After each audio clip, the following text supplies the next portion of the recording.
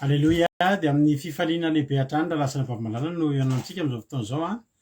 Dia tononona amintsika tsirairay avy ny fiadanan'ny tompo tonga soa daholo indray tsika rehetrarehetra. Fa indray izay tonga dia mahita anareo miditra amin'izao fotoana izao dia hiaraka eto indray tsika hifampahery amin'ity andro an'ity fiadanan'ny tompo any amintsika tsirairay avy.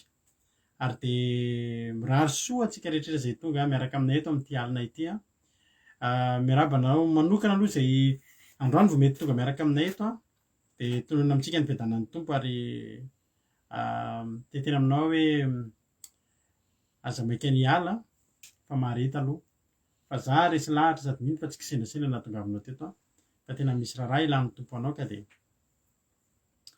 tonga soa eto amin'izao fandarana vavaka fiabenana raha anao isan'andro alatsinainy hatramin'ny zoma eto amin'ny fandarana andramoka izao iarahantsika amin'ny adiny iray sasany eo ianoantsika hira, ianoantsika vavaka, tenin'Andriamanitra, famelabelarana ny toriteny, vavaka ho an'ny firenena ataontsika eto daholo izany androany ka dia tononona amintsika rehetra ny fiadanan'ny tompo ary manovoza hery raha mbola misy ny fotoana ahafahantsika mifampahery tahaka izao. Miarahaba antsika rehetra ihany koa izay efa paketo androany niditra voalohany teto ranavavitsika Marie-Jo niditra voalohany teto androany dia tahiny tompo manokana ny ranavavy Marie-Jo ary ny fahasoavan'Andriamanitra hameno anao ny fiainanao sy ny ankonanao dia fitahian'i Jehovah hiodidina ao aminao ary dia hameno izay rehetra banga eo amin'ny fiainanao ny Andriamanitra dia hamelombelona ny fanahinao hikarakara ny ara-nofonao. Tahiny tompo manokana ranavavy Marie-Jo izy niditra voalohany teto androany dia manarakaraka azy Tojo Mikael, Mami Tina Rakotoarizaka, Koda Léonie, Erika Raka, Mamy Sirandry, Zanary Ambony Valera, Naël, Koda Léonie, Bert Sava, tonga soa Felana Rakoto sy misy fita izy mianaka ihany reo, Sondolany Irina, ranavavy Lina, artisanat de Madagascar, Angela Io, Itody Raonso, Verselina, Erika Raka, Kadaka, Rolianisha, Ando Andry, Angela Io, Alléluia, Emi Manambotso, Niana Mainso, Itody Raonso, Tina Rakotoarizaka, Rantanirina Marie Charline, Alléluia, isorana manokana mihitsy androany fa dia tena nihazakazaka ny totototo nanao ny nahatanteraka ny hetsika izay nataontsika izay omena tatotrona rehefa avy eo ao ihany koa mamakasitraka azy tsika anisan'ny mpiara-miasa amintsika any Madagasikara izy Angela Io, Yama, Berta, Kodenela, Tsiry Amboaramiel, Mami, Fity, Nambinitso,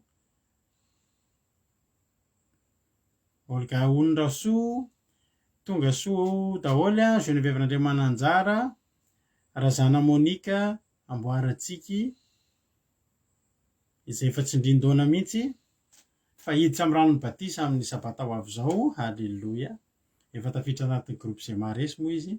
Tery Ralibenja, Sandola, Fintso, tonga soa Moni, Razana Monique Yama efa voatengo teo mampionina dia tahiny Jesosy Clara Julie, Clara Jules azafady, Andrasika Patitsy, Koda Léonie dia Maniko, ranavavy Lina,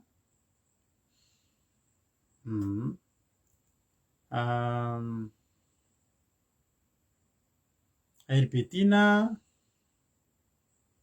Erika, tonga soa ihany koa Maniko dia tonga soa ihany koa i Soameva, Andonina Suzelle any alavitra any izy amin'izao fotoana izao miaraka amintsika eto dia tahiny tompo tonga soa daholo tsika rehetrarehetra.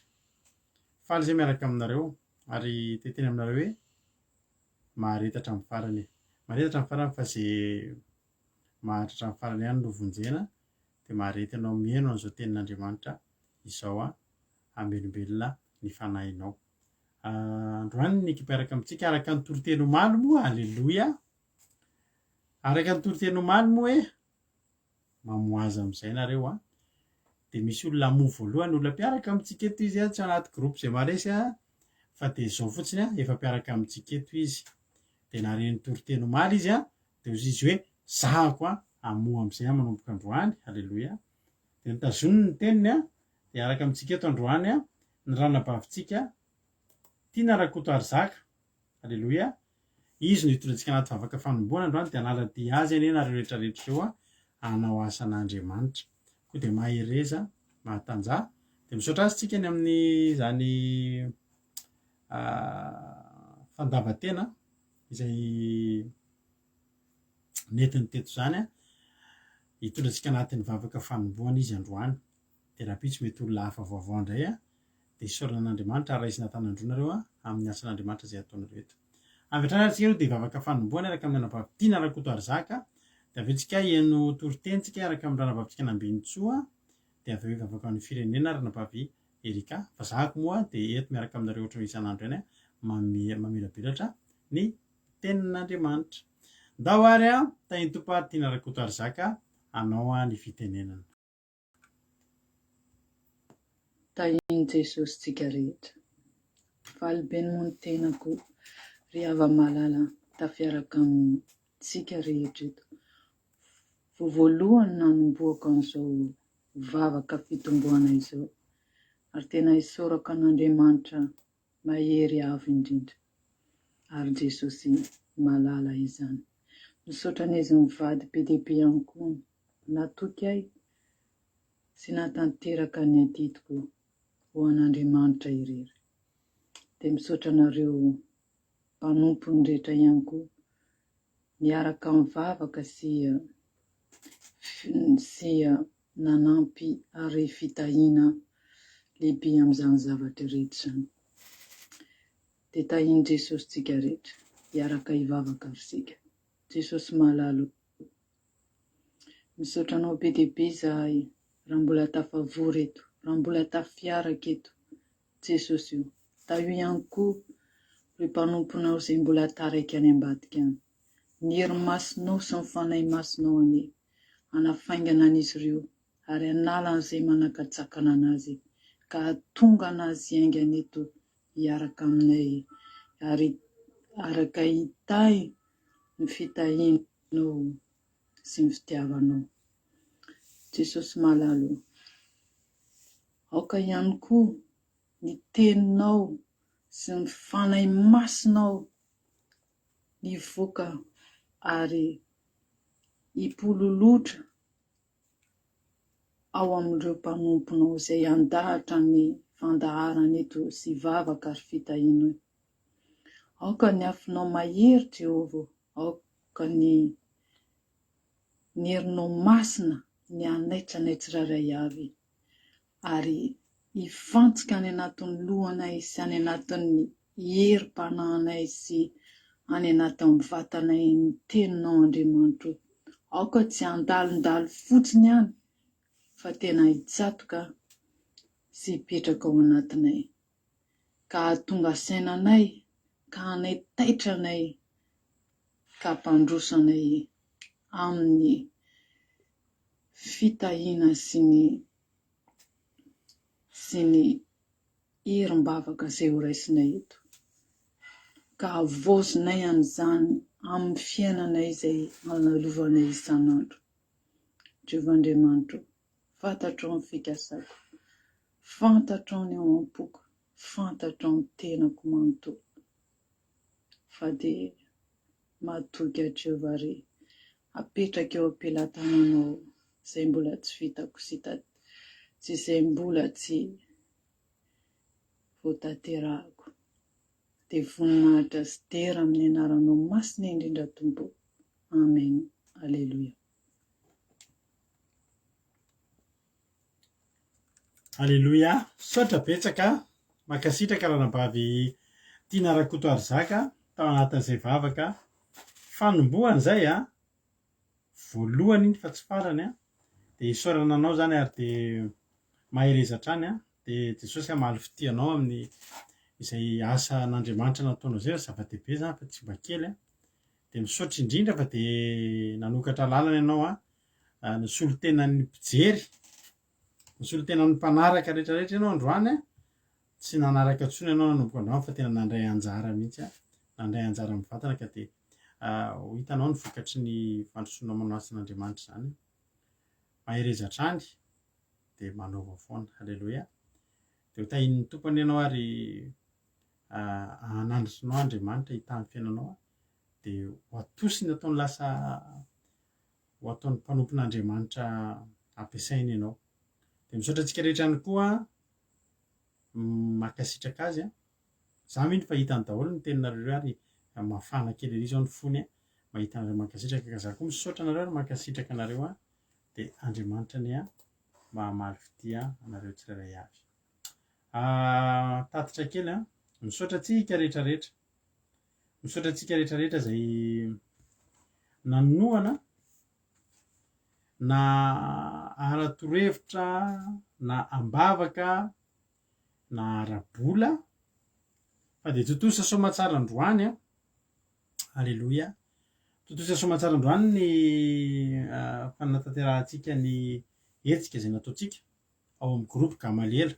Groupe Gamaliel moa de fikambanana eto amin'ny fandaharana Andramoka izao izay ivondrona antsika rehetrarehetra reto a, de najoro a mba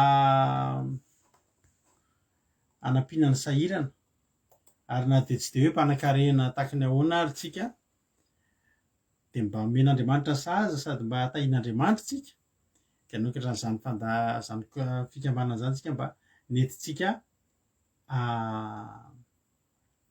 nentintsika nini izy ty hanampitsika ny sahirana ka de fisaoran'Andriamanitra fa tao anatin'ny fanaovana ny tsipaipaika nandritra an'izay fotoana zay a, de tahorina ny hetsika zay nataontsika izay nanome akanjo mafana ny ankizy hanao fanadinana tamin'izany, nampisakafo azy ireo nandritra ny ray volana sy tapamelohan'ny fanadinana, nomena hena fruit sy ny sisa, voankazo sy ny sisa. De toa antsika ny fianarany ny fitaovam-pianarany tamin'ity indray mitoraka kosa tsika de somary niova kely ny programantsika, tsy nifantoka tamin'ny mpianatra intsony tsika aloha fa kosa nifantoka tamin'ny trabolona satria hitantsika ny zavatra zay mahazo atsika, zay mahazo any Madagasikara any, de tena hoe nanome fanampiana ny sahirana antsika ny tsy manan-kirofantsika tamin'ity androany ity.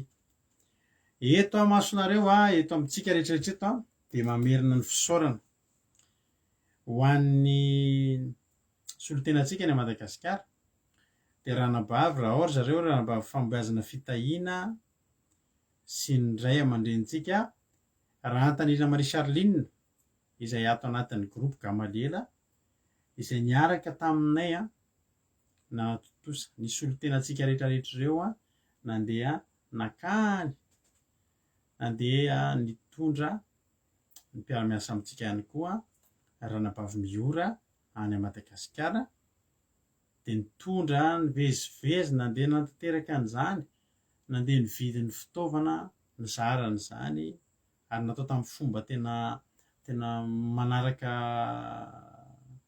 manaraka norme tsara mihitsy satria de nasiana polisy mihitsy niaraka tamin'ny zareo tamin'ity androany ity, ka voninahitra an'Andriamanitra fifaliana ho anay a eto amin'ny groupe Gamaliel le manentany ireny foana zay mba meo zay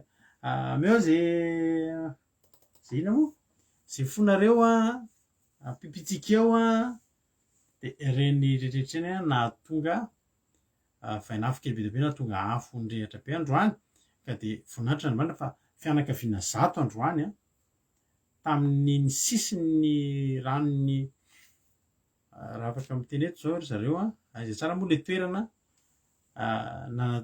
nanomezantsika andreo olona ireo a, nanometsika bodofotsy io ranabavy raha Antaniriny, bodofotsy a novidintsika tao Misaoma koa vita malagasy. Halleloia. De fianakaviana 100 androany no zaraintsika teto amin'ny groupe Gamaliel an'izany akanjo lamba mafana de bodofotsy izany. Betsaka moa zany mijery ny andefa sary amintsika fa nefa kosa mety mbola ho atao tsy maintsy anaovako publication ihany moa zay rehefa avy eo fa Manasonareo hijeriny compteko rehefa voana rapitso afaka hitanareo an'izany tatitra mahafinaritra be izany. Isaoranareo rehetrarehetra izay nitotona fotsy nareo rehetra tamin'ny groupe izay niara-nisa lahy taminay nanome izay voatsirambin'ny tanana hitanareo amin'izany fa tsy mila zavatra be dia be ho atsika, tsy mila miliary tsika vao afaka manao an'izany fa ny kely taty amintsika no natambatambatra dia reny no natonga zava-bita tamin'ity androany ity. Raha ohatra zao tsika hijery sary kely dia lasa tsika sary kely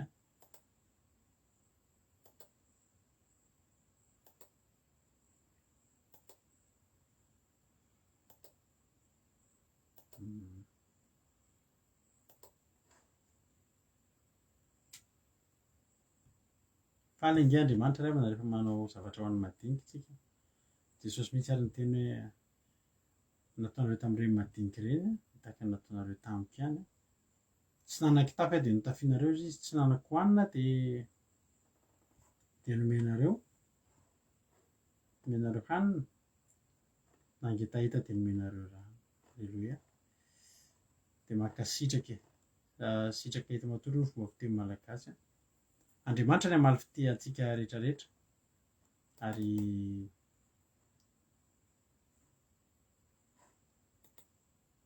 miezaka ho asiantsika sary mantsy ilay izy mba afaka hitantsika hoe izao ny zava-nisy dahary. Ohatrohatr'izao zany ny zava-nisy tany, ao asiantsika feo mihitsy.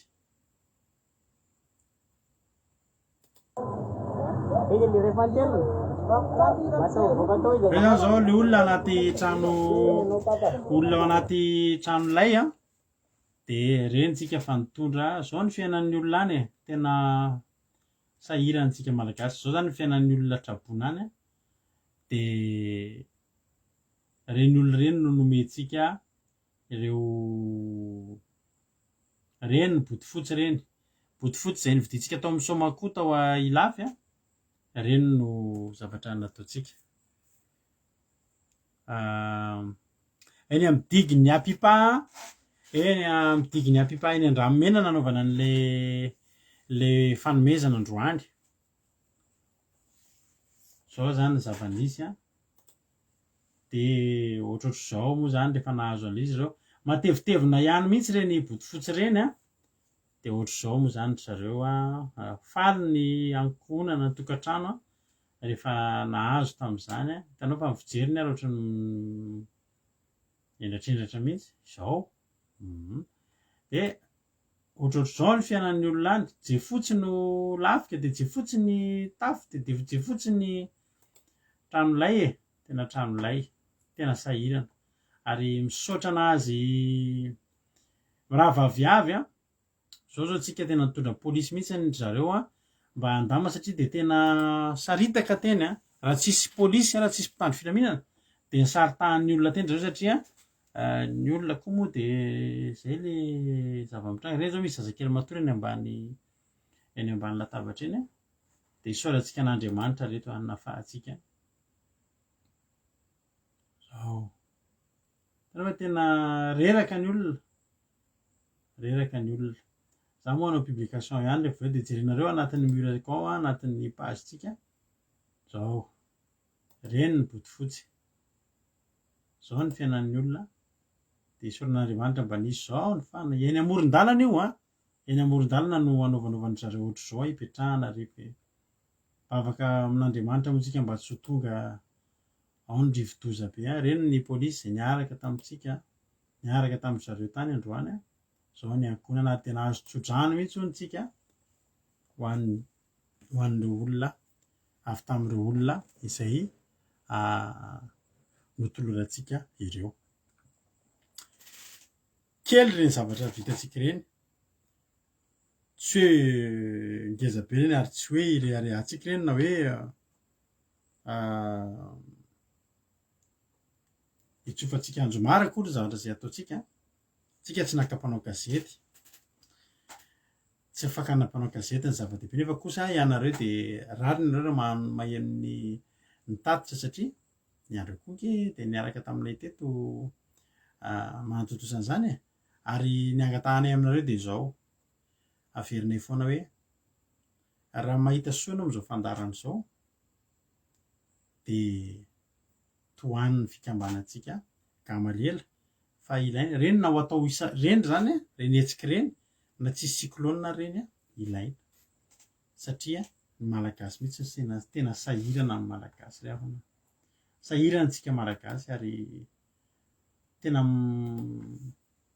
mampalahelo ny zava-mitranga izay tena hoe raha mbola maheritsika mbola mazototsika manao fanohanana dia za tena miteny rehefa ho ataotsika foana reny ho ataotsika foana reny satria asan'Andriamanitra koa ireny ravana asan'Andriamanitra koa ireny ary akasitrahan'Andriamanitra ary tena teneniko anareo fa tena tonga ny fiainantsika ho tahian'Andriamanitra dia satria tsika mahay mizara ho an'ny hafa mahay haitsika maka an'izay toeran'izay hoe fitahiana ho an'ny hafa tsodrano zany dia indraisitsika tokoa fitahiana ho an'ny hafa tsika dia arak'ilay teoriteny maro hoe mamoa ny aviavy aleloia tsy ny amin'ny teny ihany fa amin'ny hetsika ihany koa dia hita foana hoe angamba tokoa tsika groupe misy groupe Gamalela misy groupe ao anaty messenger ao tsika ary Betina misy mpikambana fitra ao tsika raha kizy amin'ny groupe Gamalela izay afaka mamaly an'izay azafady misy groupe fa angamba ny raison no mety asitsika page ihany rehefa manam-potoana asitsika page na asitsika compte Facebook angamba ny Gamalela mba ho hitan'ny olona hoe misy hetsika ataotsika ohatr'izao raha ohatra zao mahita lalana tsika momba ny hoe famoahana entana tsy andoavam-bola dia angamba tsika koa dia hanao hetsika fanangonana entana aty andafy aty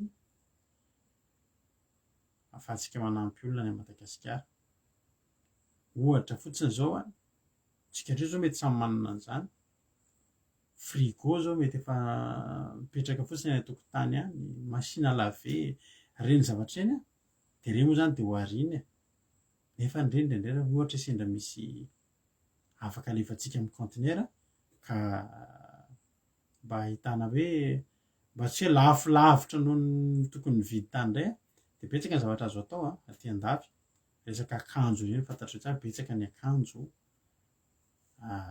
dia tsika ary ariana fotsiny tsisy omena azy nefa mahavita zavatra any Madagasikara ka hiezaka tsika hanatsara foana raiky amby 3 zany tsika ao anatin'ny groupe miaraka aminay mivady betsaka ny entana azo tsika hoe alefa fa tsika moa mbola tsy dia mahita an'izay lalan'izay fa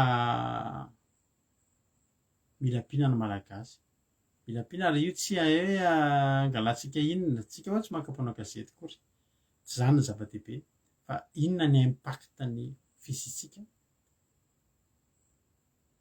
eo amin'ny manodidina dia manentana anareo izay raha ohatra zao tsika mbola mitoy manolotolotra kely indray misy aminareo manome 5 euro misy aminareo manome 10 euro misy manome 20 euro fa misy koa tonga dia manome 100 euro izay arakaraka ny nomenareo reny ihany no nitsofinay rano taminareo ny herin'Andriamanitra avy zato eny ka raha nanome 1 euro ianao avy zato eny izay nanome 100 euro dia avy zato eny mihoatra lavitra noho izany ho ataon'Andriamanitra ka za zany dia miteny amintsika hoe mahereza fa tsy ange raha ilana 10 euro na 20 euro zany tsisy fiatraikany amintsika nefa reny ny fiatraikany any amin'olona hitanareo nareo zao ny ilana 10 euro 5 euro 100 euro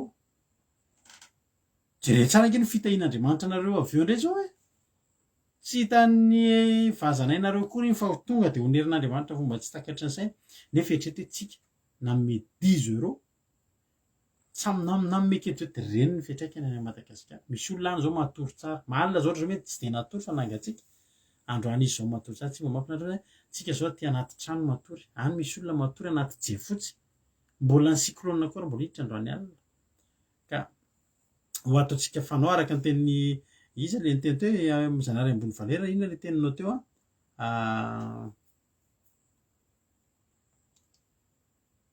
nisy zavatra tenin'ny Zanahary ambony valera hitako teo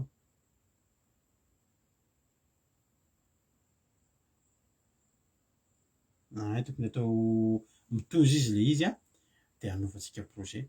Za zao a tao ampiasananay misy mpivarotra lamaody, tsy lamaody fa mpivarotra zavatra fitafiana sy kiraro sy akanjo, dia misy zavatra ariana fotsiny ao.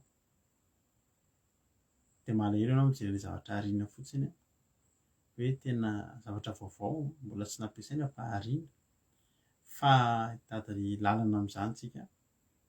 Dia raha misy ny azo atao ny tena olona ange ry havana, eritreretinareo fotsiny zay zao mpandefa tômôbila any Madagasikara, ohatra fotsiny tiako anareo dia mahafantatrareo ny vidin'ny tômôbila mora lavitra mihitsy. Na handefa tômôbila aty mora ny tômôbila, fa le mamoaka azy, le volam-panjakana any Madagasikara dia hikakany vahoaka. Dia any zany no zavatra tena tokony hoanina, nefa teny mbola tsy afaka manao an'izay aloha tsika dia andao vola, iny ny akaiky indrindra. Ka ho anareo izay mbola te hanohana ny fikambanana Gamaliel izay isaoranareo Melozady dia mandefasa MP amiko. Afaka tonga dia alefanareo any Madagasikara mivantana, meko anareo ny numéro andefasana zany. Afaka alefanareo virement amin'ny compte, afaka alefanareo chèque, afaka ataonareo PayPal na Ria na Western Union. Manasa anareo sady metsika ny sahirana. Eritreretinao fa ho avy zao cyclone manaraka io dia hitombo indray ny fahasahiranana. Dia mbola anao indray tsika raha mbola misy ny azontsika atao ho voninahitra Andriamanitra izany rehetrarehetra izany. Mamerina fisaorana ho an'izay telo mirahavavy izay tena hoe vehivavy anankitelo fotsiny izy androany sady mipatany ireny bodofotsy ireny rana Marie Charline efa miandry any ilafy fambeazana fitahiana ary mbola mitolona amin'ny embouteillage. Nahafinaritra ny fiaraha-miasa kely fa dada hoy ny fomba fiteny, vitsy fa efikasy, omban'Andriamanitra raha teo dia vita soa ny asa. Makasitraka era-po era-tsaina atsika rehetrarehetra. Jesosy hamaly fitia anareo dia misaotra, makasitraka dia sitraka eto matory dia tena hoe ho valiana tokoa raha mahatsiahy, dia makasitraka ho tahiny tompontsika rehetrarehetra. Dia ndao antsika inohira ditra amin'ny tenin'Andriamanitra amin'izay. Mahareny andinindiny moa tsy hijery an'ireny vidéo ireny nareo dia anaty publication izay ho ataoko na androany alina raha-pitso momba ny tatitra momba ny Gamaliel nareo mahita azy.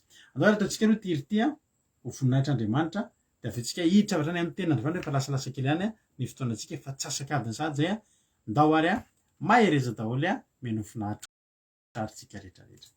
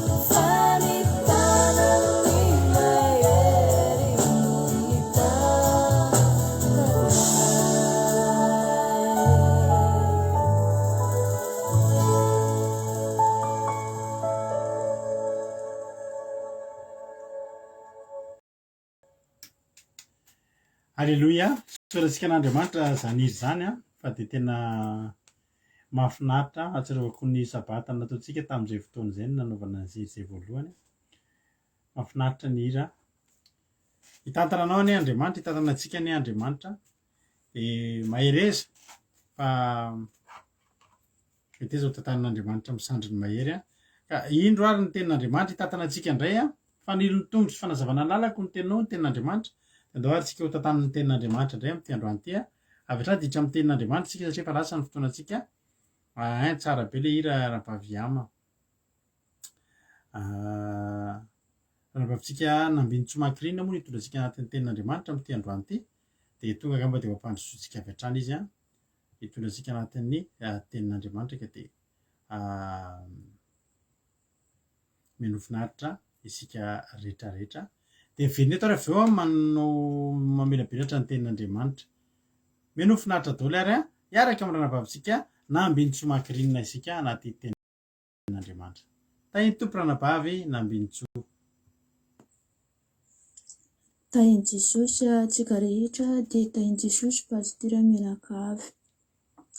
Resiko fahasoavana ho ary efa malalako hitondra teny Andriamanitra androany.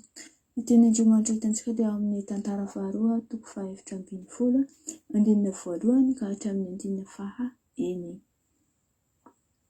Aleluia. Vaky teny toy izao amin'ny anaran'i Jesosy.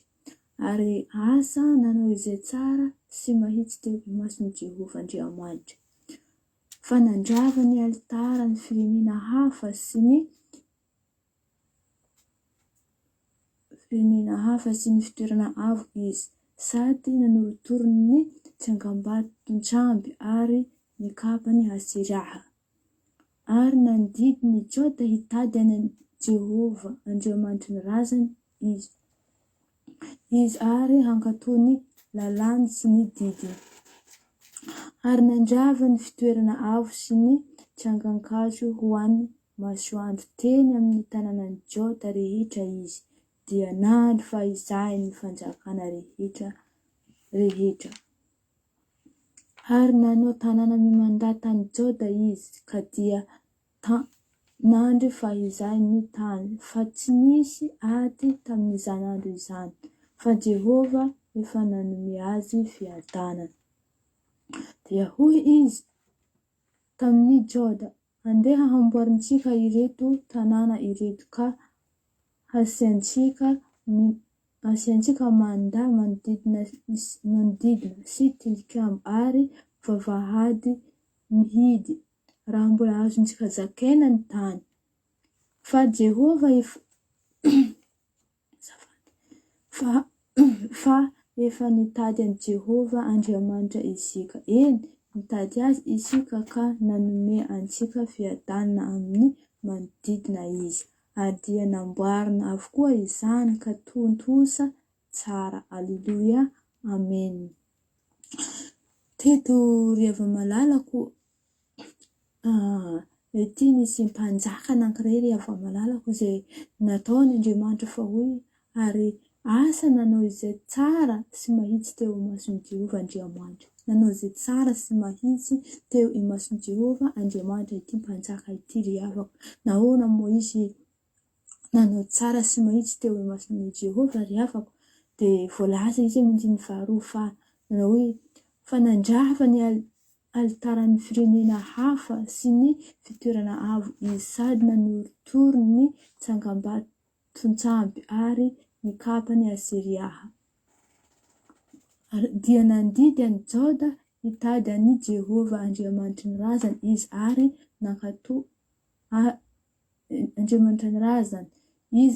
hankatony ny lalàny sy ny didiny. Zay ny riavako zavatra nataon'ity mpanjaka ity riavako, mba hoe natonga izy tsara fanahy riavako, izay natonga izy hoe mahitsy riavako teo anatrehan'i Jehovah.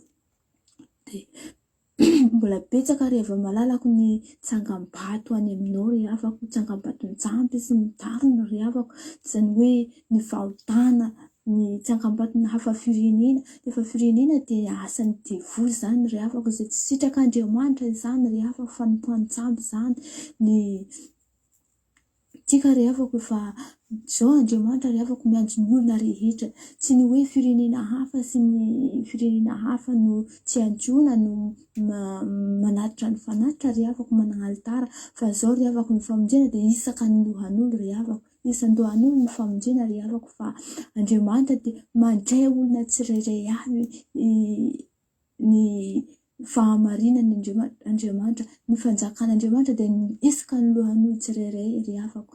Dia fanefa ny olo tsirairay avy dia manana devoly, misy devoly mandatra ny fiainan'izy ireo, mamantatra izy ireo ka sakana tsy nahatavan'Andriamanitra izany ry havako. Dia izany no haravantsika amin'ny androany ry havako, ravagno reny zavatra tsy araka ny sitrapon'Andriamanitra reny ry havako, satria reny no matezitra Andriamanitra, reny no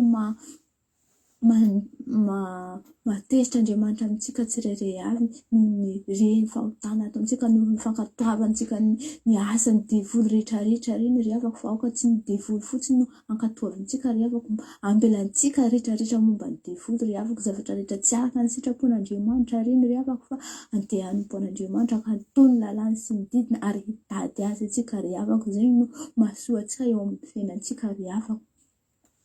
Ary nandrava ny fitoerana avo sy ny nandrava fitoerana avo sy ny tsangan-kazo ho an'ny Andriamanitra, ho an'ny masoandro teny amin'ny tanàn'ny Jôda rehetra izy, dia nandry fahizay ny fanjakana teo anatrehany. Rehefa narava ny ava-malalako ireny fanompoan'ny tsampy rehetrarehetra teo aminy ry havako, dia nandry fahizay ry havako ny fotoana tamin'ny nanjakany an'ity mpanjaka ty ry havako, nandry tsy nisy ninona ty ry havako, ary anao koa ingane mba ho tahaka izany koa tsika rehetrarehetra ry havako, mba handrava fanompoan'ny tsampy rehetrarehetra, ny fanompoan'ny tsampy ry havako izay manasaraka antsika eo amin'Andriamanitra, ninona izany ry havako, tsy mividy izany, raha kofa mampisaraka anao eo anatrehan'Andriamanitra ry havako, efa fanompoan'ny tsampy izany ry havako. Na dia anao tia manao zavatra hoe asanao dia tia misakafo be ry havako, nefa afa manadina an'Andriamanitra, na dia hivavaka aza afa adinonao ry havako, efa mampisaraka anao amin'Andriamanitra izany, ary Andriamanitra dia milaza ny isaora amin'ny zavatra rehetra, ny sakafo hoaninao io raha tsy isaoranao Andriamanitra dia efa mampisaraka anao eo anatrehan'Andriamanitra izany, farak'izay bitika ihany mampisaraka antsika amin'Andriamanitra rehetrarehetra reny, raha tsy araka ny sitrapony izany ry havako. Ary raha hafaka anazy izany zavatra izany, vitanao ny zavatra rehetrarehetra ry havako, fa ho andry fahizany koa ny fiainanao, ny tokantragnonao, ny mombamombanao rehetrarehetra ry havako, satria efa amezan'Andriamanitra fiadanana ianao ry havako amin'izany fotoana izany, amin'ny fotoana andringananao reny fanompoan-tsampy reny ry havako, izay mamatitra anao reny ry havako. Ary nanao tanàna mimandaty tamin'ny tany Jôda izy, ka dia nandry fahizay ny tany, fa tsy nisy ady tamin'izany andro izany, fa Jehovah nanome azy fiadanana ry havako. Nagnano tanàna manday izy ry havako, nagnano tanàna maventy izy ry havako, satria nomeny Jehovah fitsaharana ry havako. Raha vitanao zavatra rehetrarehetra eo anatrehan'Andriamanitra ry havako, raha vitanao ny sitrapon'Andriamanitra, vitanao afaka anao ny zavatra tokony hoe mamatitra anao no tsy hitsahofanao eo amin'Andriamanitra ry havako, dia mino zafa tena tanterahan'Andriamanitra aminao ty andin'ny fahadimy ty ry havako, fa ho andro fahizay, satria tsy ho hisy ady ry havako, tsy ho hisy ady eo anatrehanao, omen'Andriamanitra fiadanana anao ry havako, satria mankatony lalàny sy ny fitsipika ianao ry havako. Ary hoy izy tamin'ny Jôda, andeha hamboarintsika ireto tanàna ireto, ka asiantsika manodidina sy tilikambo ary vavahady mihidy, raha mbola azontsika zakaina ny tany, fa efa nitady an'i Jehovah Andriamanitra isika, nitady azy isika, ka nomena antsika fiadanana amin'ny manodidina izy, ary dia namboariny avokoa izany ka tontosa soamatsara ry havako. vitany lehilahy ty mpanjaka ty ry havako ny zavatra rehetrarehetra, nitadiaviny Jehova, nankatoaviny ny lalàna, dia nomeny Jehova fitsaharana izy. Ary nilaza koa izy dia mbola misy zavatra misy tanjoninazy ka ry havako fa mbola te hataony, nefa indraindray hoy izy mety hoe tsy ho vitany fa nefa noho ny fankatoavany lalàn'i Jehova noho ny tadiavan'Andriamanitra dia iny zavatra tontosa soamantsara hozy, ary nomeny fiadanana ny olona rehetra tany Jôda ry havako. Anao koa mba anisan'ny hoe Jôda satria anao manompo an'i Jesosy Kristy Tompo, dia aoka mba ho tanteraka aminao koa izany ry havako, fa mba hanao zavatra ninona tanjonginao ry havako amin'izao fotoana, ninona zavatra any mampangitahita anao mbola tianao hatao amin'ny fiainanao, dia ataova ry havako fa tadiavan'i Jehova aloha ary ankatovi ny lalàna, dia ho hitanao fa hoe ho tanteraka voalaza amin'ny hoe ho tontosa soamantsara izany ry havako. Tontosa tsara hozy, ary dia namboarina avokoa izany ka tontosa tsara ry havako izay rehetra ataonao raha manana Andriamanitra ianao, raha miaraka amin'ny Jesosy ianao, raha mitandrina ny didiny ianao, ary raha magnanao zavatra rehetra tsy araka ny sitrapony dia ho tonga aminao tokoa izany ry havako, fa tena tsara Jehova ry havako. Jerentsika nge amin'ny Amosa toko fahadimy andinina fahaefatra. Jerentsika nge izany fa izao no lazain'i Jehova fa izao no lazain'i Jehova amin'ny taranaka Israely: tadiavo aho dia ho velona ianareo, ho velona antsika ry havako, dia ho fanga amintsika ny arety mandringana, ho fanga amintsika ny zavatra rehetra raha toa ka mitady an'i Jehova. Maniraka antsika mitady an'i Jehova izy ry havako. Tadiavo aho, ankatoavy ny lalàko, tanterahako mba ho andry ianareo ry havako, ho andry fa izahay hipetraka tsara antsika ry havako, hamezantsika ny fiadanana, tena hiadana tokoa satria alefan'ny Jehova ny zavatra rehetra, alefan'i Jehova antsika ry havako amin'ny fiainantsika rehetrarehetra ry havako. Tena hoe tadiavo Jehova ary ankatoavy ny lalàna ry havako, fa tena sitrak'Andriamanitra izany ary hampiadana antsika sy hampitsahatra antsika tokoa izany ry havako. Mino aho fa nampahery anao izany teny izany, tenin'Andriamanitra izany ry havako, fa dia ho an'Andriamanitra irery ihany voninahitra dia fiadanana ho antsika olombelona izay mankatao ny lalàna sy ny didiny ary izay mitady azy dia misaotra Jehova fa mbola nomeny teny mamy antsika androany, dia alleluia, amen. Alleluia. Mankasitraka indrindra ranabavy nambintsoa tamin'ny tenin'Andriamanitra nentinao misaotra, ary matoky sy mino aho fa voarain'ny olona ny tenin'Andriamanitra izay nentinao teto androany, ary Andriamanitra malafity anao dia hotahiny foana anie ianao ary ho irahany foana ihany koa, dia toy izy foana ny asan'Andriamanitra fa araka ny torotentsika mara mila mamotsika fa olona tenin'Andriamanitra efa tery taona izy izay ny teto, tsy mety mamoa ihany fa ianareo kosa mamoa, dia mandrisika antsika rehetrarehetra ihany koa mamoa aza isika amin'izao andro farany izao. Ary dia Andriamanitra malafity anao ranabavy, dia hotahiny ny tompo izay rehetra mombanao rehetra hatramin'ny ankonanao, hotahin'Andriamanitra. Ianao aty no mitory-teny nefa ny ankonanao any gaga hoe tahin'Andriamanitra fotsiny amin'izao izay zany satria noho ny aminao. Koa dia mahereza mahatanjah dia misondrota amin'ny ambony indrindra dia anandrasanao any Andriamanitra ranabavy. Ary mankasitraka anareo ihany koa, mankasitraka azy averiko foana isan'andro, tsy reraka manazava an'izay hoe tsy reraka amin'ny teny hoe tena manampy be anjareo ny fankasitrahana izay ataonareo ary dia mankasitraka, dia Andriamanitra malafity anareo. Tantara faharoa toko faha-efatra ambin'ny folo andiny voalohany hatramin'ny faha-enina no nivakiany. Ny soramana dia ny andohany nanjakany asa sy nandrahan'ny fomba-pivavahana tsy marina ary nandreseny ny Etiopiana. Misy dingana. Tsy mbola naresy ny Etiopiana izy aloha, ary tany am-piandohana dia nisy zavatra nataony. nisy dingana nataony dia nitondra vokatsoa dia efa mpiankina tamin'ny fandreseny zany. Miara-tenenina eo zany. Ny andohan'ny fanjakany asa sy ny nandravan'ny fomba mpihavanana tsy marina ary ny nandreseny. Hitanao, makano ny fomba fiteny. Rehefa tsara ny ataonao an'Andriamanitra dia mandeha makany amin'ny fahatsarana koa itoran'Andriamanitra ny fiainantsika. Hitan'ny Andriamanitra hoe ary asa nanao izay tsara sy mahitsy teo amin'ny mason'i Jehovah Andriamanitra. Nanao izay tsara sy mahitsy. Inona ny mba hitan'Andriamanitra hoe inona ny tsy hoe mba inona ny hitan'Andriamanitra hoe ahitan'Andriamanitra hoe tsara sy mahitsy ny zavatra izay ataontsika. Inona? Dia io voalaza hoe nandrava ny altaran'ny firenena hafa sy ny fitoerana hafa izy ary nanorotoro ny tsangam-bato tsampy ary ny kapany Asera. Loborobo ny fanompo-tsampy tamin'izany.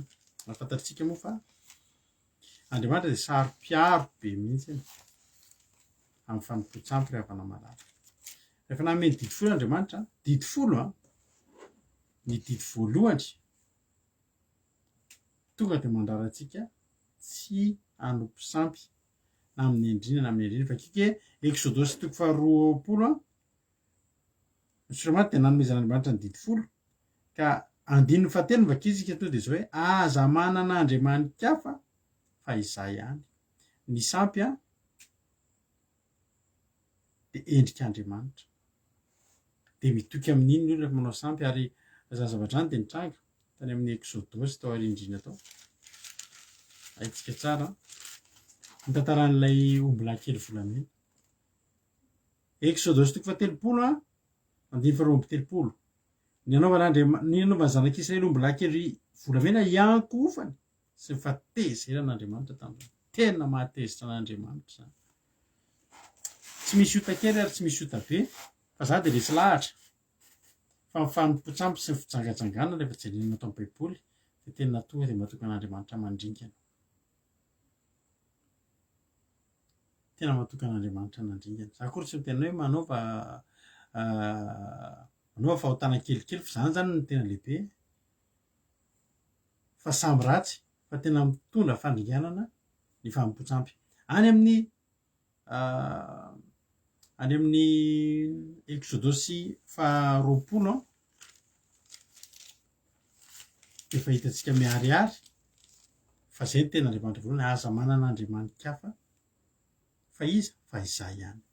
Aza manao sarin-javatra voasikotra ho anao na ny mety ho endriky ny zavatra izay hita eny amin'ny lanitra ambony na izay ety ambonin'ny tany na izay amin'ny rano any amin'ny rano ambanin'ny tany. Aza mekohaka eo anatrehany ary aza manompo azy fa sady Jehovah Andriamanitra ao dia Andriamanitra saro-piaro mamaly ny heliko ny ray amin'ny zanaka hatramin'ny zafiafy sy ny zavondoarika dia amin'izay mankahala.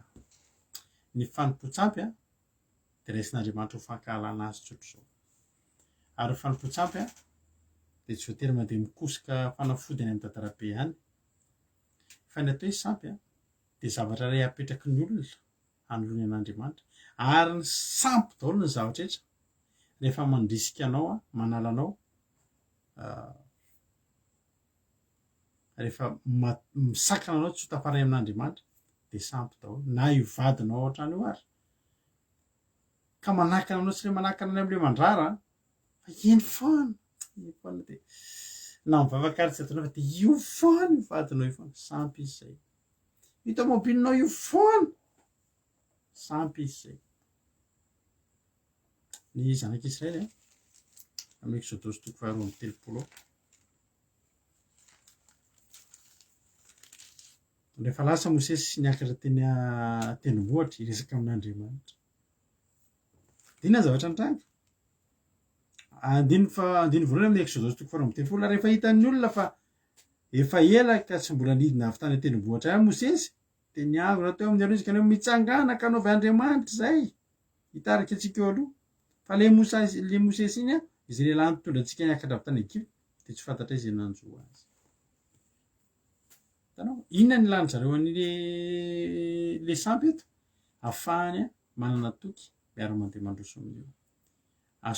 Asolon'ny olona an'Andriamanitra ry havana malala ny sampy. Ary tena araka ny tekitra hoe tsy tian'Andriamanitra satria teto moa dia nanao omby kely volamena ny olona.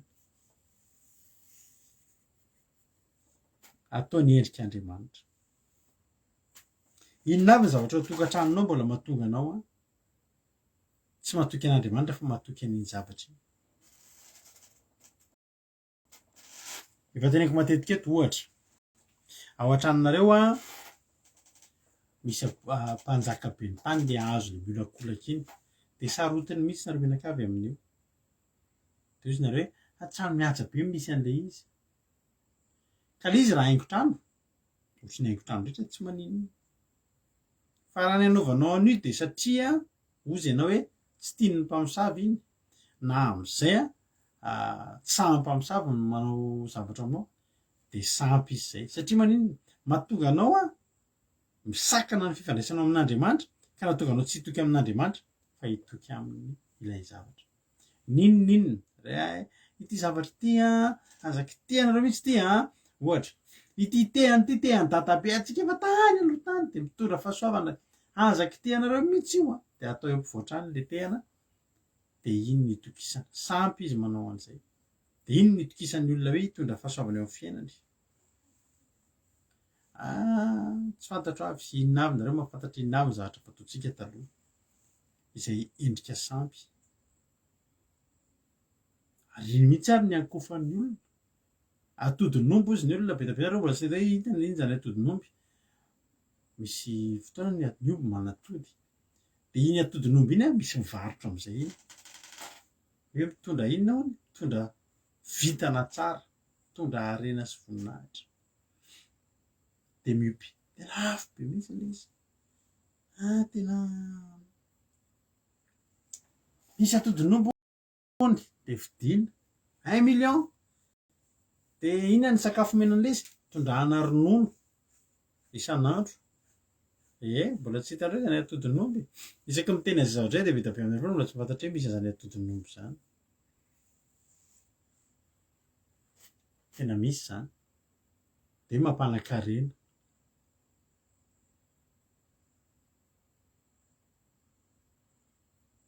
Dia iny tsy avela sorona ao anatin'ny trano. Raha misy koa izany hoe voninkazo heverinao fa mitondra chance, sampy izay. Sampy izany. Ary amin'izao fotoana izao misy karazana sampy moderna be mihitsy. Averika any ny sampy tsy voatery ilay sary vongana. Efa misy sampy tonga aloha anaty fiangonana amin'izao efa ela. Fa amin'izao koa izao misy zavatra malaza. Misy an'ilay bracelet na vakana boribory kely ohatran'ny kanety kely ireny atambatambatra ireny dia mipetaka amin'ny tanana. Dia izao ny publicité an'io hoe io no misintona vintana, misintona fahombiazana, izay manao an'io dia lasa tafita. Dia mividy ny olona. Ny olona koa moa izany tena tsy mahalala mihitsy hoe tena marina izany ilay olona mpivarotra iny manana be dia be tokony efa tena multimilliardaire izy nefa toa mbola iny ihany ary ny ataony amidiny vao afaka misakafo izy. Dia manao an'iny daholo ny olona malaza be izay vakana izay vakana boribory iny. Dia iny fahombiazana ny ao ambadika iny. Sampy izao izany. Tsy fahatokiana an'Andriamanitra. Miompy sokatra ianao.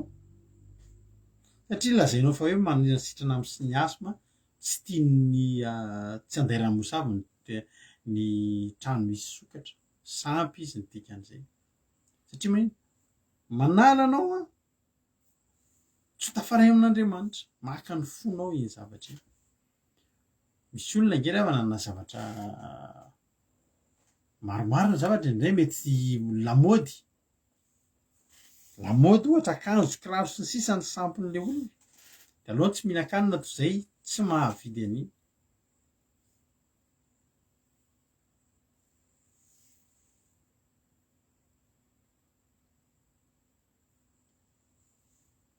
Dia sampy izy ny dikan'izay. Andriamanitra ravana sarom-piaro. Any amin'ilay didin'Andriamanitra teo any amin'ilay Exodosy any amin'ilay iny amin'ny vakitsika teo le exodosy teo, exodosy faharoapolo, aza manan'andriamanika aho fa za ihany, aza mahasarin'ny zavatra voasikotra ao anao na mety ho endriky ny zavatra hita eny amin'ny lanitra na zay hita amin'ny tany na izay any amin'ny rano mbanina aza mikohakeo anatreny aza manompo azy. De ahoana zany reny sary vongana anaty fiangonana reny hoe Maria, Josefa, Masinda Misely, Masinda Pierre, sampy reny zany, sampy reny.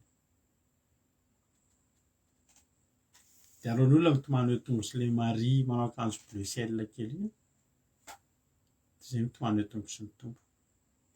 De sampy izy satria manakana antsika tsy ho tafaray amin'Andriamanitra. Hoy ny ten'Andriamanitra hoe Deutéronomia, Deutéronomia toko fahaefatra angevaka isika de vakitsika fa lava raha ho vakiko fa vakianareo io a. Deutéronomia toko fahaefatra manomboka amin'ny andiny fadimy ambin'ny folo hatramin'ny any amin'ny fahavalo-ambin'ny folo. Hoy ny ten'Andriamanitra, de tandremo tsara ny fanahinareo fa tsy nahita endrika akory ianareo tamin'ny andro zay nitenenan Jehovah taminareo tamin'ny afo tany Horeba. Tsy nisy olona nampahitana ny endrik'Andriamanitra, nahita ampahany kely i Mosesy. De nahita tao anaty fahitana koa Jaona tany amin'ny apokalipsy fa zao tsy na ny fanazavana an'izy amintsika ary somary tsy mora. Nefany de zao ny zavatra mitranga. Misy le Jesosy kely le lehilahy Amerikanina mpanao sarimihetsika iny nanao Jesosy, de iny amin'izay nitadidin'ny olona de nataon'ny olona sary de atao amina sary eny amin'ny rindrina eny, tsy Jesosy iny ary tsy endrika. Teneniko anao matetika ny olona fa manao sarin'ny Jesosy de lehilahy lava volo, vakio ny baiboly fa Jesosy tsara hety, Jesosy tsy lava volo zany fa mihety tsara ara-dalàna ohatry ny olona entin-dehilahy. Inona zavatra mitranga mieritreritra iny olona de mahita ny sary le Jesosy hoe zoma-pino hoe ohatrny lehilahy malemilemy kely tsy mazaka rahan'ny Rousseau iny de mivavaka amin'iny, asiana sarin'iny eo de iny ny akofana sampy ary tsy mahavonjy antsika ny sampy, tsy mahavonjy ary zavatra tsy tsara nentin'ny sampy fa zavatra ratsy, mitondra zavatra ratsy eo amin'ny fiainantsika ny sampy. Ny fanatonanareo cartomancienne zany hoe reny le mpijery karatra reny, tena mba hahafantatra ny ho avy, sampy reny manalatsika manalavitra antsika amin'Andriamanitra, sampy reny. Andriamanitra tsy nametraka antsika mihitsy tsy nasehon'Andriamanitra tamintsika ny endriny mba tsy hahafahantsika manao sary ny endriny ka iny ny ivavahantsika. Hoy ny ten'Andriamanitra amin'ny andiny fahaenina ambin'ny folo amin'ny Deutéronomia toko fahaefatra teo, fandrao manao ratsy ianareo ka manao sarin-javatra voasikotra ao anareo araka ny endri-javatra na inona na inona, de sarin-dehilahy na sarim-behivavy tandremo na sarim-biby izay ety ambony tany na sarim-borona manan'elatra izay manidina amin'ny habakabaka na sarim-biby mandady na mikisaka amin'ny tany na sary-kazan-drano izay hita ao amin'ny rano ambanin'ny tany. Fandrao raha miandrandra ny lanitra ianao ka mahita ny masoandro sy ny volana ary ny kintana de izay rehetra eny amin'ny lanitra de ho voataony ianao ekohakeo anatrehany sy hanompo azy. Ry havana, antoantsika tsy hanompo sampy fa zava-doza ny fanompo-tsampy, zava-doza ary mahatonga an'Andriamanitra to de hiala tsehatra. Zany natonga ny asa, zany natonga ny asa amin'ny verentsika le tantara faharoa vakiny teo.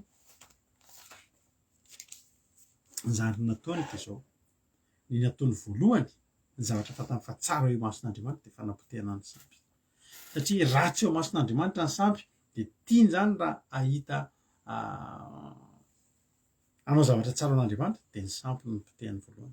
Ny sampy angeravany tena teneniko anao fa manohatra fitahin'Andriamanitra. manohatra fitahin'Andriamanitra tsy milatsaka eo amin'ny fiainan'ny olona, ary ny olona manompo sampy dia tsy misy olona tafita tamin'ny sampy zany. Manana fiainana mampalaheloelo, fiainana maina tsisy fahasoavan'Andriamanitra. Satria maninona? Satria fahavalon'Andriamanitra ny sampy. Ry havana malala, dia teny aminao androany manao hoe andaontsika tsy hanompo sampy, andaontsika hiala amin'ny fanompo-tsampy, fa tsy fandehanana mahitsy anatrehan'Andriamanitra zany. Voanandray ny asa ny asa mpanjaka, izay mpanjaka fahatelo tamin'ny Joda tamin'izany fotoana izany. Dia ny zavatra nataony voalohany, nandrava ny altaran'ny firenena hafa sy ny fitoerana avo izy, ka ny olana tamin'ny Israely mantsy dia zao, ny firenena-kafa manao sampy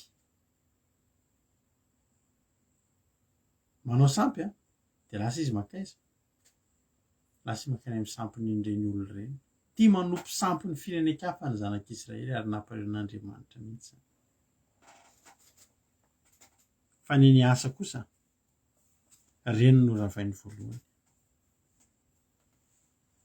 Nanorotoro ny tsangam-bato tsampy izy ary nikapa ny Asera. Zany ny zavatra tsara nataony. Ampiorina fanjakana izy manao an'io. Raha tianao hiorina ny fanjakan'Andriamanitra aminao, teo haingana ny sampy. Ninona zavatra manakana anao tsy tafaray amin'Andriamanitra dia sampy izy zay. Dia elao fa tsy mahasoa antsika. Torotorony amin'izay ny sampy.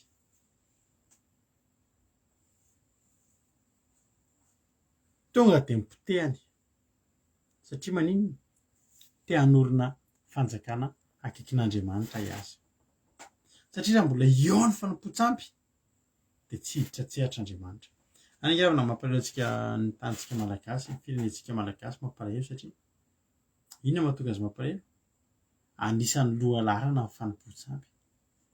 Enjana angery ry havana amin'ny malagasy ranompo sampy.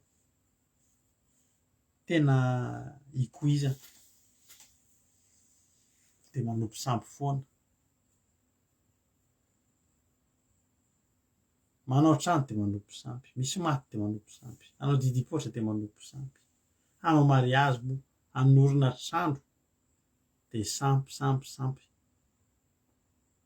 Ary anisan'ny tsy mampandroso an'i Madagasikara antsika, ry havana, ny fanompo-tsampy. Hoy ny ten'Andriamanitra hoe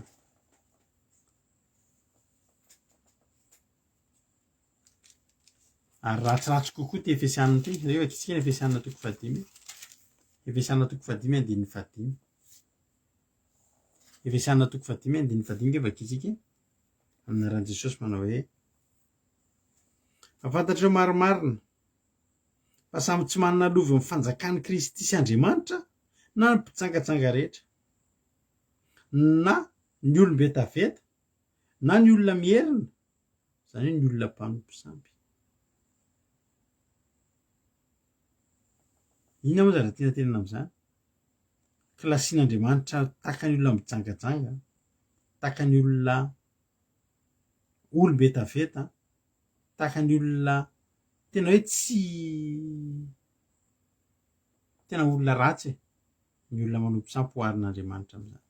Amin'Andriamanitra ny olona manompo sampy dia mitovy tantana amin'ireo hoe olombe taveta, olona mpijangajanga, ary ny loza dia zao tsy manana lova eo amin'Andriamanitra.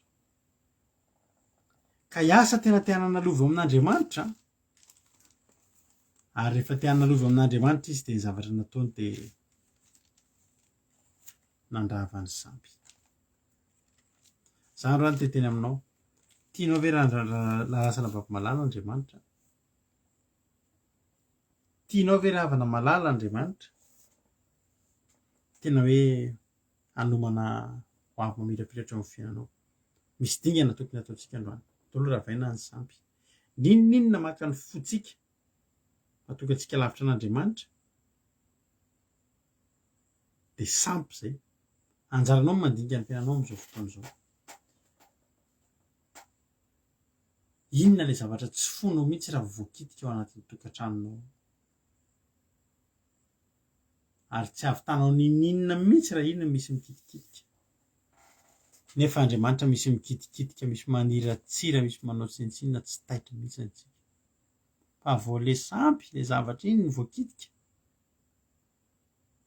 dia tsy manaiky isika. Androany teteny amintsika rehetrarehetra hoe tianao ve ny andro fehizay ny tanàna? Fa nandro fehizay ny tanàna tamin'ny andro ny asa mpanjaka, satria novitainy nopotehany ilay zavatra izay manasaraka antsika amin'Andriamanitra. Androany zany te hampahirintsika rehetrarehetra hoe ialao ny fanompoan-tsampy, ialao ny endrika sampy, ninona zavatra mbola atokisanao iny, ninona dia ialao zany fa tsy sitrapon'Andriamanitra. Tianao ve ny andro fahizay? Tianao ve tsisy ady intsony amin'izany fotoana izany? Ialao ny fanompoan-tsampy dia haringandro ny sampy rehetrarehetra izay mifanena aminao ao an-tokantranonao na any amin'ny toerana misy anao dia haringandro. Raha tianao hanangana fifandraisana matanjaka amin'Andriamanitra, ry havana malala. Tianao ve ny hanana lova ao amin'Andriamanitra?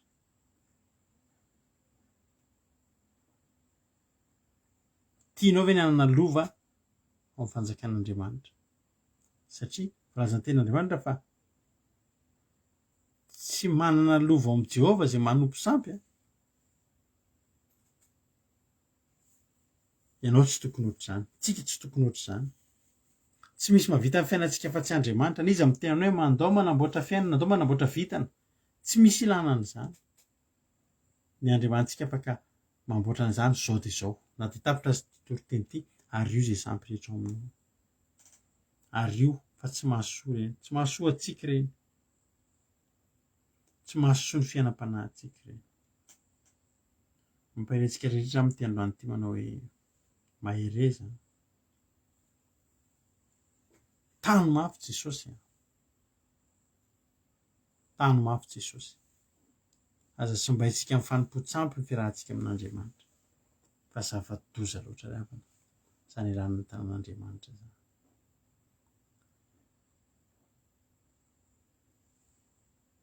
Miala amintsika ny tanàn'Andriamanitra amin'ny fotoantsika, mifanerasera amin'ny sampy, mitoky amin'ny sampy, manompo sampy.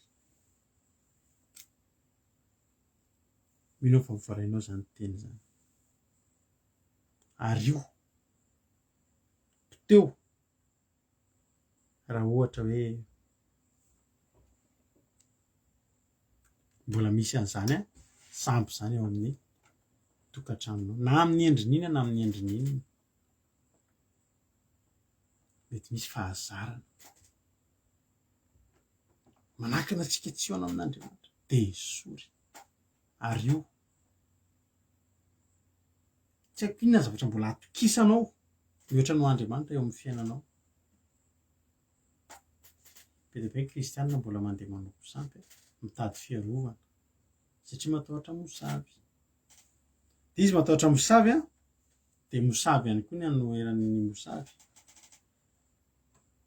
Ny asa ry havana no nahatonga azy nandroso ny fanjakany dia nanao izay tsara sy mahisy teo mason'i Jehovah izy, dia noravainy ny alitaran'ny firenena hafa, dia nitorotoroiny ny tsangam-bato-tsampy sy ny kapany Asera izy. Ary rehefa vita izay dia nanorina ny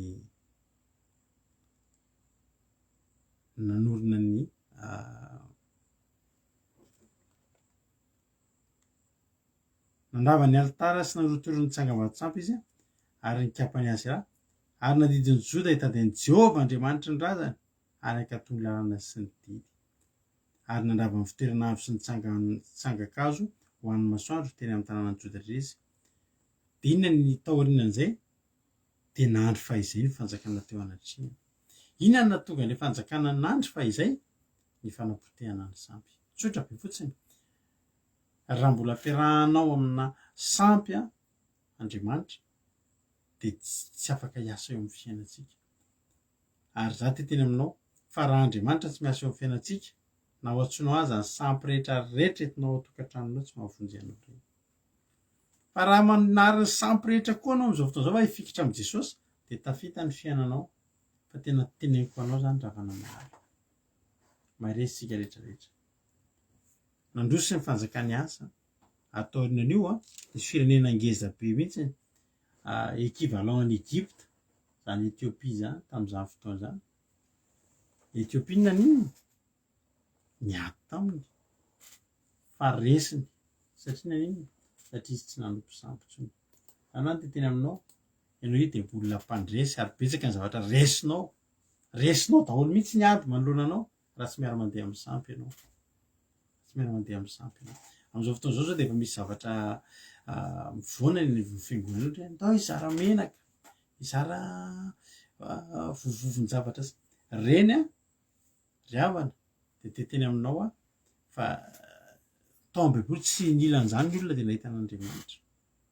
Antsika tsy hitady zavatra fa sampy reny ary hivadika sampy dia hivadika lasa mpanompo sampy tsika ary tsy ho faly amintsika Andriamanitra amin'izay fotoana izay. Mahery isika rehetrarehetra mio voarainao izay hafatra izay hisory ny zavatra rehetrarehetra izay manahaka anao tsy ho tafaraisy tsy ampina an'Andriamanitra hisory avokoa fa sampy avokoa reny. Dia tahin'ny tompany itsika tsirairay avy dia mino fa namperianao izay teny izay namperianao izay famelabelarana izay namperianao ihany koa ny teny nentin-dranavavintsika manambin-tsomakirinina ny amin'ny tokony ilantsika amin'ny sampy ary koa ny tokony hanangana antsika manda amin'izay tahaka ny nataony asa-mpanjaka dia nampiroborobo ny fanjakany zany ary nampaharitra ny fanjakany ihany koa. Ho tahin'ny tompany itsika tsirairay avy ianao ny sampy aza matoky zavatra intsony ankoatran'Andriamanitra ianao. Andriamanitra azontsika atokisana ary mahazaka antsika rehetra ny fatokisan'Andriamanitra. Ho tahin'ny tompontsika tsirairay avy mino finaritra ray isika rehetra amin'ity iray ity.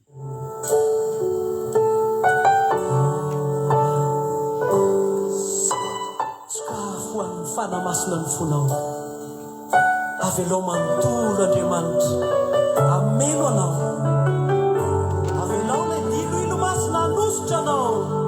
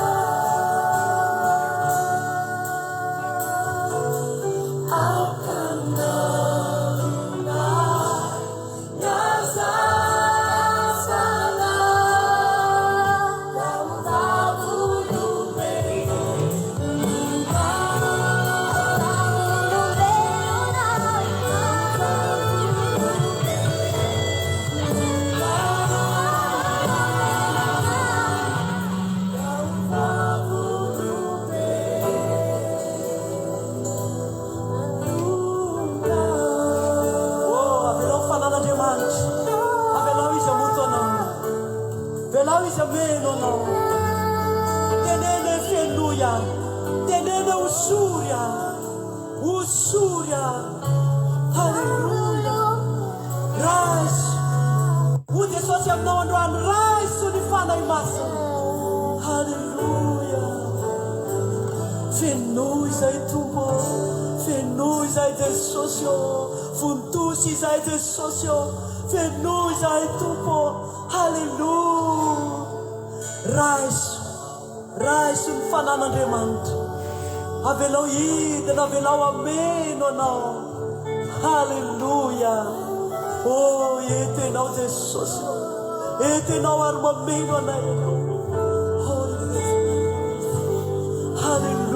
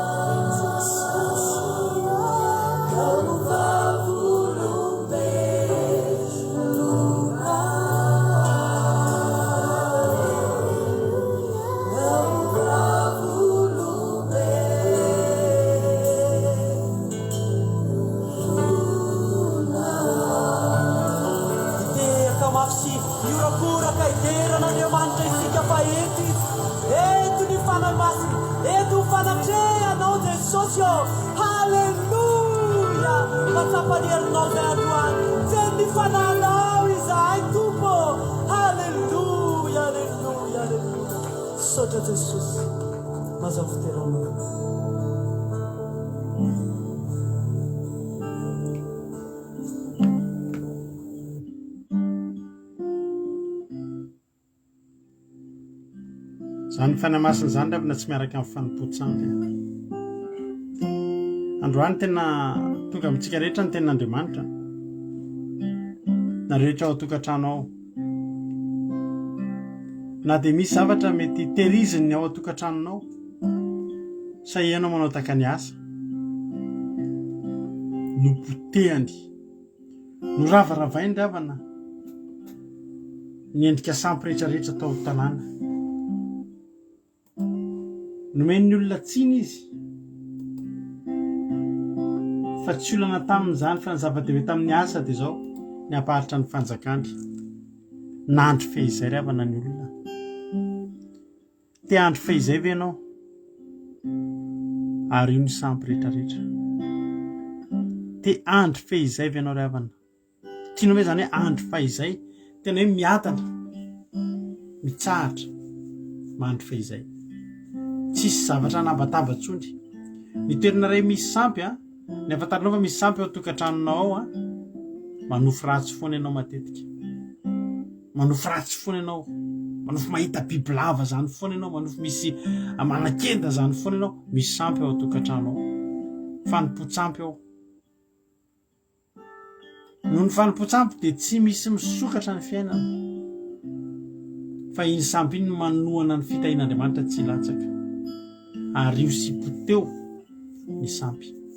Ny finonom-poana dia sampy. Misy amintsika hatramin'izao avy mandeha toerana misy fahoriana dia mandika an'ireny taratasy dorana dia mandika an'iny eo an-tokonam-baravarana. Fa ny potsampy ireny. Finonom-poana rehetrarehetra. Fa ny potsampy ireny ary mahatonga an'Andriamanitra tsy asa eo amin'ny fiainantsika ary mahatonga an'Andriamanitra tezitra mihitsy. Ivavakantsika amin'izao fotoana izao mba raha efa nisy tamintsika no mpisampy dia hifona amin'Andriamanitra tsika. Ary sady hifontsika ny teny hoe potehako tahaka nanapotehany asa, nandravahany asany zany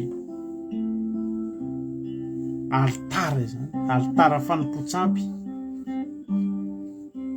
no potehany zany ravana ary nandrisika ny olona hivavaka amin'ny Jehovah izy.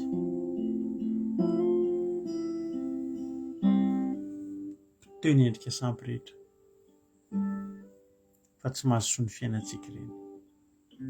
Misaotra Jesosy tamin'ity fotoana androany ity. Misaotra anao Jesosy satria nomba sy ny tantananay ianao ary dia vita soma tsara ny toriteny teto tamin'ity androany ity. Manao ireny haja sy ny voninahitra Jesosy. Midera ho anao ny saotra ihany koa. Dia misaotra anao zay satria tena momba sy mitantana anay ianao. Ary tsy naveranao raha tsy voatory teto zany zavatra ngeza be iankinan'ny famonjenao sy iankinan'ny fitahinao, iankinan'ny fanatrehanao anatin'ny tokantranonay tsirairay avy. Jesosy malalo ataovy mahafoy sampy ny olona. Zany mijery andro. Anao trano ianao dia maka olona hijery andro ireo vino ny tokony atao sampy ireny. Ay, amin'ny filitsika vao tokony miainga mandevana dia misy olona anankiray miteny an'izay manatona an'ireny mpitaiza ireny sampy ireny ary tsy akasitran'Andriamanitra ireny. Tsika tsy mafatrano amin'ny alina fa mamoaka vola, manjary mandroaka vola fa ny potsampy ireny. Vola fa ny potsampy ireny. Azo mamelatra elo ato an-trano fa mampiditra fa ny potsampy zany. Sampy daholo zany. Hosokafan'Andriamanitra ny masom-panahintsika rehetrarehetra. Dia raha vao taka nandravany asa, taka nandravany asa mpanjaka ny fanompontsampy nandravantsika an'izany. Dia andro fa izay ny firenentsika, andro fa izay ny tokantranontsika. Ary na misy fahavalo manafika ary rehefa aoriana dia resy teo anoloany asa mpanjaka izany tafiky ny Etiopiana natanjaka tena natanjaka izany. Satria nanino? Satria nitoky tamin'Andriamanitra amin'izay asa. Satria tsy nanompo sampy intsony ny asa. Ialao ny sampy ry havana malalaka. Ialao ny sampy. Fa tsy hitahin'Andriamanitra ny fiainantsika ireny. Vavakantsika mba Jesosy malalo mba reto olona rehetrarehetra eto ioresen'ny lahatra ny fanahinao masina, hiala amin'ny fanompontsampy sy ny fomban-drazana. Misotro rano voasina, sampy zany. Mivavaka amin'ny sary vongana na Maria na Josefa na i Pierre na Jesosy zazakely, sampy ireny ry havana. Sapin, sampy ireny ry havana. Dadabe Noely apetrapetraka reo eny amin'ny reny moa dia efa sampy ireny. Esory fa tsy asany mahatonga an'Andriamanitra tsy asa amin'ny fiainantsika ireny. Voninahitra ny eo an'Andriamanitra irery ihany. Misaotra Jesosy. Voninahitra ho anao ary matoky izay fa voarain'ny tsirairay avy izany toriteny izany. Hivavaka ho an'ny firenentsika amin'izao fotoana izao. Ka mpandrosotsika ny anabavintsika Erika Raka hivavaka ho an'ny firenena. Tany tompo ranabavy Erika anao ny fitenenana. Saingy Jesosy ny tena dia saingy Jesosy tsika tsirairay avy izay manaraka afaka mivavaka fiandenana ny firenentsika. Raha hivavaka sika anarana anao fotoana so an'ny firenena. Andriamanitra iray tsara indrindra mbola misaotra sy mijery ary mankalaza ny anaranao indray amin'ity alina ity. Misaotra Jesosy malala fa mbola notantaninao sy nivondinao izay tsirairay avy reto ka tonga soamantsara amin'izao fotoana izao indray ahafahanay mbola mifampivavaka eto, ahafahanay mbola mihaino ny hafatrao sy miteny mamy izay nampitondrainao ny mpanomponao. Mankasitraka Jesosy malala satria tsy tamin'ny herinay na ny tanjakanay na tongavanay teto fa noho ny famindraponao anay tsirairay avy sy ny fitiavanao izay nanenika amin'ny fiainanay mbola ahafahanay mihaino an'izany hafatrao izany, ahafahanay mihaino an'izany toteny mamy izany avy aminao Jesosy malala satria tena ilainay izany toteninao izany. Dia isaoranay ny anaranao satria voatory teto izany toteny izany Jesosy malala satria mbola maro aminay reto mbola misy sampy any amin'ny tokantranonay tsirairay avy any, mbola maro aminay mbola mivavaka amin'Andriamanitra hafa Jesosy malala fa tsy mitoky aminao, tsy mametraka amin'ny fiainana eo am-pelantananao dia tena hoe ilainay izany toteny izany Jesosy androany ilainay tena hanova sy hanafaka anay amin'izany mety sampy mbola mamatotra anay izany Jesosy sy hanitsy ny fonay, hanazava ny sainay ary hialanay amin'izany ratsy izany Jesosy malala satria tsy ankasitrahanao tokoa ny fanompoan-tsampy Jesosy satria tena mampahasarika anao izany hoe izay manompo sampy izany fa tsy mivavaka aminao dia isaoranay Jesosy malala tamin'izany teny mamy izay nampitondrainao ny mpanomponao izany satria teny tena mamperitreritra anay, teny tena mahatonga sainanay izany Jesosy mba hialanay amin'ny sampy karazana sampy rehetra eo amin'ny fiainanay satria tsy hitondra fitahiana ho anay izany, manakana amin'ny fitahiana hirotsaka amin'ny fiainanay izany sampy izany Jesosy malala ka ankehitriny izay dia tena hoe vonona izay Jesosy miala amin'ireny fahazaran-dratsinay ireny izay mitondra anay any amin'ny fanompoan-tsampy Jesosy malala dia hoe solonay eo amin'ny fiainanay tsirairay avy izany fa ireto izay Jesosy tena hoe manantona anao mifona mibebaka eto anatrehanao ny tsirairay avy izay mety nandalo an'izany, mety nefa nanao an'izany, mety mbola ao anatiny izany Jesosy dia fonanay eto anatrehanao izay rehetra tsy nety teo anatin'izay rehetra tsy nety nataonay teo anatrehanao Jesosy malala dia mamindra fo aminay Jesosy mamelany helikay dia angatahanay Jesosy malala mifanainao amin'ny masina tena hampitoetra izany teny izany ety anatin'ny fonanay ety ka tsy mba ho teny fotsiny ihany fa tena mpakatony ny teninao ka hitondra voa sy hitondra vokatra sy tsara sy ampitombo anay izany teny izany ary hamoza ato avena ety anatinay izany teninao izany ka mifanainao masina ny mitahiry an'izany ety anatinay mba hahafahanay tena manao ny sitraka ao, andehananay amin'ny fahamarinanao ary mbola hitandremanay ny teninao sy ny didinao satria ao anatin'ny didinao milaza hoe sitraka ao izay olona miakohaka amin'ny zavatra voatsikotra Jesosy malala dia izany indrindra Jesosy no hanovanay ny lalanay sy hitandremanay ny didinao ary hametrahanay indray ny fiainanay eo am-pelantananao ka ankehitriny izay Jesosy malala mitondra vavaka indray izany firenena izany eny Jesosy tsisy miafina aminao izany firenena izany fa tena hoe ao anatin'izany firenena izany no fanompoan-tsampy Jesosy malala tena manjaka ao izany efa hatrizay ka hatramin'izao dia mbola manompo sampy ny vahoaka malagasy dia Jesosy izany no tena tsapanay fa mahatonga an'izany firenena izany tsy mirotsaka ao ny fitahiana ka mahatonga ny fitenenay lasa feno fandringanana ny manjaka ao Jesosy satria mbola anjakan'izany sampy izany ny firenenay Jesosy malala ka hifonanay Jesosy malala eto anatrehanao ny izany fahotana izay vitan'ny vahoaka malagasy amin'ny firenena izany Jesosy hifonanay izany satria mbola tena ao anatin'izany ny firenenay mamindra fo amin'ny firenenay Jesosy malala satria mijaly loatra amin'ny firenena izany tsy mahita ny fahatsaranao, tsy mahita ny fanatrehanao, tsy mahita ny fitahiana avy aminao mirotsaka amin'izany firenena izany fa fahoriana foana anie Jesosy malala manjaka ao anatin'ny firenenay io ao ny aretina raha tsy miala ny aretina dia miditra indray Jesosy ny rivo-doza amin'izao fotoana izao dia izany Jesosy ny hitalaonay tena angatahana eto anatrehanao satria tena mijaly ny vahoaka malagasy Jesosy malala angatahanay ny herin'ny tananao haninditra an'izany rivo-doza izay mananontany izany izay tady hamelo ny firenenay Jesosy dia tena hoe azo atao mapahaka amin'izany firenena izany fa tena fa mijaly loatra ny vahoaka malagasy amin'izao ora sy fotoana izao, maro ny traboana Jesosy malala, maro ny tsy manan-kohanina, maro ny tena marary Jesosy amin'izao fotoana izao satria mitondra aretina ihany koa izany fiakaran'ny rano Jesosy eo ny arety mandringana mbola miampy ny fiakaran'ny rano Jesosy dia tena olo loatra ny vahoaka malagasy ka hitalaona eto anatrehanao Jesosy mba hanjakana mba hanjakanao izany firenena izany dia amindranao fo Jesosy malalana dia tsy mendrika ihany azy izany firenena izany dia hitalaonay isan'andro isan'andro aminao izany Jesosy satria tena maminay izany taninay izany Jesosy malala maminay izany tanindrazanay izany ka izany indrindra Jesosy amin'ny mbola mahatonga anay mivavaka eto anatrehanao amin'izao ora sy fotoana izao fantatray ianao Jesosy fa tsy lalindalobana fa marea fantatray fa ny tananao tsy fohy fa mahavonjy dia vonjeo amin'ny tana maherinao ny vahoaka malagasy Jesosy tena kasio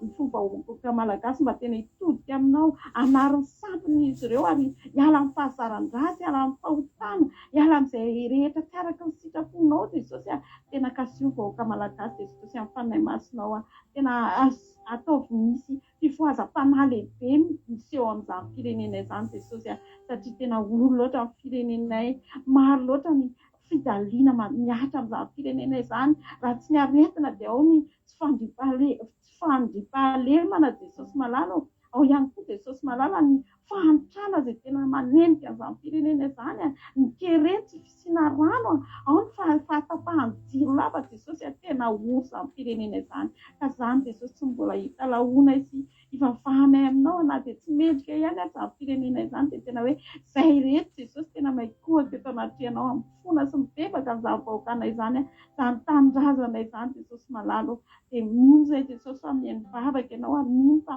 ino ihany koa izay Jesosy fa tena hoe hamonjy amin'izany firenena izany ianao amindra fonao lehibe dia apetraka feno am-pelantananao Jesosy amin'ny vavaka izany dia angatahanay koa ny fananao masina Jesosy tena hoe hitahirana izany hiteny rehetrarehetra teto izany ka raha andeha atory izay Jesosy dia fanainao masina ny aloha lalana anay fanainao masina ny ameno sy anenika ny tokantranonay anteny-ranao hifaky hikoriana amin'ny tokantranonay tsirairay avy Jesosy malala hiaro anay amin'izao alina izao ka atory amin'ny filaminana izay tsirairay avy reto dia matoky sy minao Jesosy efa mihaino vavaka teto ianao dia vavaka nasandratray dia amin'ny anaranao mahavonjy ny angatahanay an'izany vavaka izany misaotra Jesosy malala aleloia amen.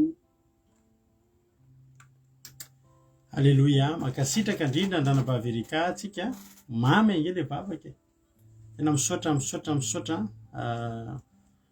nareo rehetra izay nandray anjara teto Jesosy hamaly fitenareo fa tsy voavalinay dia misaotra nareo rehetra ihany koa izay tonga niaraka taminay teto androany dia nahatratra amin'ny farany nareo ary mendrika isaorana raha tsy teto nareo dia sahirana teto izay rerina teto mino fa nivimbina herinareo raha niara teto androany ary raha mbola tsy tonga eny amin'ireo alanitra tsy dia mbola entindray zay rapitso raha mbola ho avy ianao rapitso amin'ny sivy sasany fa rapitso aloha amin'ny fito alina amin'ny fito ariva dia araka amin'ny mampionontsika ao anaty fandarina misy andrata zoma rapitso dia avy eo manaraka vavaka fihebenana eto tsika ao anaty fitsaharana manomboka mitsahatra anaty commencement tsika amin'izany dia tonga havasoa dia tapandriamanitra daholo hiatrika ny rapitso ianao feno herin'andriamanitra tory tsara ianao raha misy aminareo efa mifoa taky ny anisinina hiatrika ny tontolo andro dia tontolo andro feno fahasoavan'andriamanitra neny miandry ianao tahiny Jesosy daholo raha mbola tsy tonga Jesosy mioneto tsika rapitso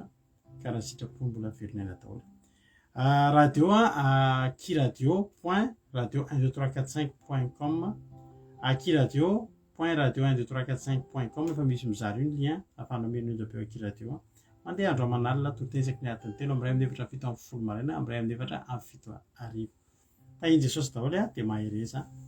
Alléluia. Amen.